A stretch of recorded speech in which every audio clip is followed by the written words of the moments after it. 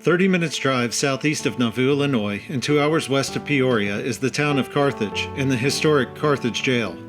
This restored stone jailhouse lies at the intersection of North Fayette and Walnut Streets and was the site of one of the pivotal events in the history of the Mormon Pioneer National Historic Trail. In June of 1844, the nearby town of Nauvoo was prosperous and thriving, but distrust and uneasiness grew among its people.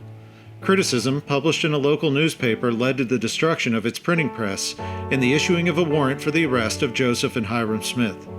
The two brothers eventually turned themselves in and were taken to Carthage Jail.